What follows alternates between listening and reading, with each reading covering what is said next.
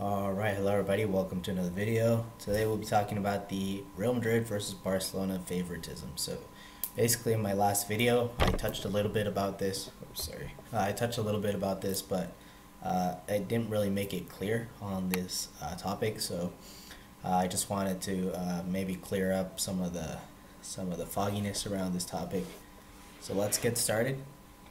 Basically I just want to talk about the favoritism that goes on in football, and how it's prevalent in some of the bigger teams. In our case in La Liga, being Real Madrid and Barcelona.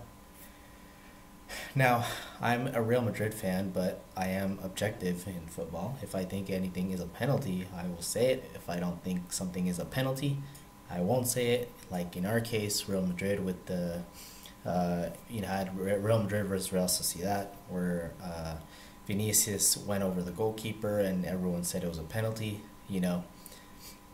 Maybe some Madridistas will know this as todo okay, Jose Luis, todo okay, and that's really what it comes down to. But in that case, I thought there was no penalty. Vinicius really, he did dive. He made the most out of that foul, and there was no penalty. But a lot of Madridistas thought it was a penalty, but I really didn't see anything in it.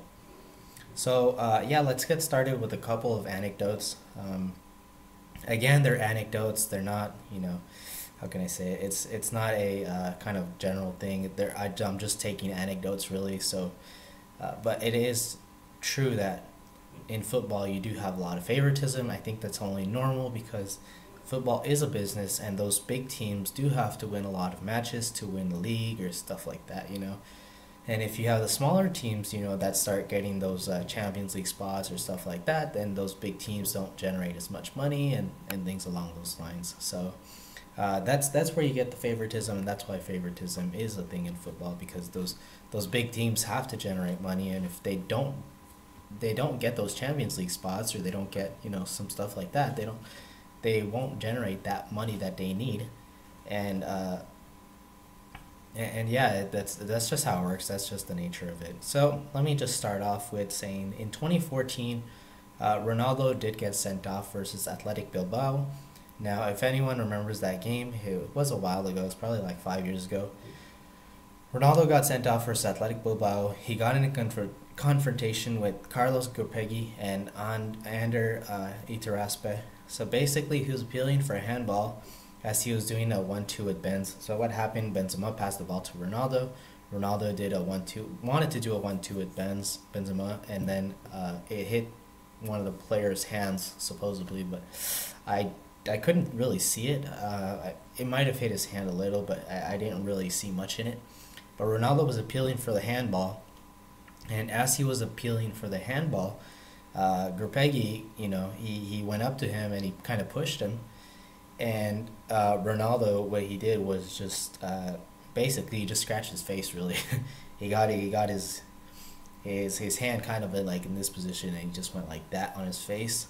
Carlos Gurpegui made the most of it. He went down on the floor. Then Ander Iturraspe comes over and kind of defends him. He pushes him with his head almost. I don't know how to explain that, but that's really what happened. And then Ronaldo claimed that Gurpegui dived. Clearly, as we saw on the camera, there was no dive from Gurpegui.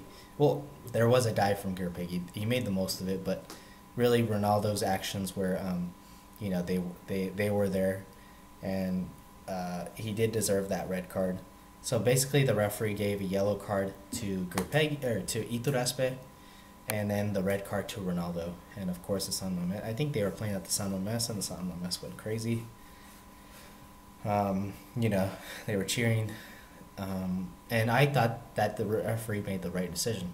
Ronaldo deserved the red card for scratching, Gurpegui's face, and Iturraspe deserved the yellow because he went up to Ronaldo and, confronted him in a kind of in a cynical manner. So, definitely Ronaldo deserved that red card, and then I saw that game, it was the right call.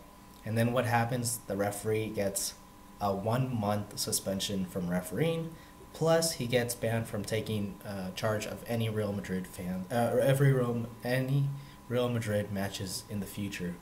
So So that's pretty much what happened in that case, which obviously you can see that there is some kind of favoritism for Real Madrid in that case because,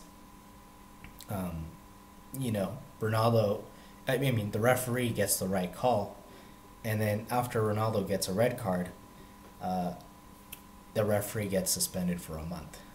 Just because, he gets the right call, or who knows what, but I mean, suspend a referee for a month and ban him from Real Madrid matches because he gave Ronaldo a red card.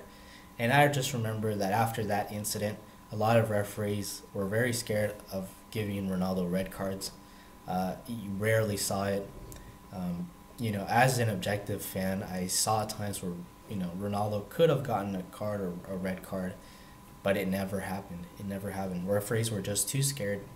They knew they kind of knew the repercussions of their actions and, decided to opt for something less severe in case maybe a yellow card or just a warning or something like that. So that's really what happened in that Real Madrid incident. Now, it's not only Real Madrid that get the favoritism. Barcelona also get it quite a bit. As we know, that Champions League in 2009, yes, it was probably a long time ago, but the Barcelona favoritism is definitely there. 2009 Champions League, the second leg of the semis versus Chelsea is just another very, very clear example of the favoritism that goes on with Barcelona. The referee being Tom Henning of Rebo, he just got 3 to 4 probably incorrect decisions. I would say 3 to 4 incorrect decisions, definitely. There were some handballs, there were some clear penalties in that, and you could see that there was something more than just he had a bad night. And and if you see, I think, some of his interviews about that night, he always kind of says, or always kind of points out that he had a bad night, but there was something more to it. Whether it was money involved, whether there was, someone from the upper echelons telling him to favor Barcelona, there was definitely something more. Now, that doesn't mean that there's always favoritism. In the case of the Manchester United Real Madrid game, I believe it was in 2013, Nani got that red card, and it was on I think he was trying to get the ball, and then he hits, I can't remember, or was it Arbeloa? I think it was Arbeloa. So basically, Nani tries to get the ball from the air with his foot. He puts up a really high foot, and he tries to get the ball. And then with his high foot, it goes into Arbeloa's chest, and it hits him in the chest. Arbeloa goes down, obviously. I think it was Arbeloa or Alonso, I can't remember. But yeah, basically, he goes down. Nani gets sent off, and a lot of Manchester United fans are just like, wow, he should have gotten yellow, but no, clearly that was a red card, and that was a well-deserved red card. And I don't care if it changed the game or not. Nani, really, that was really stupid from him. You just can't go in thinking that your high boot is not going to affect anyone. You have to look before doing anything.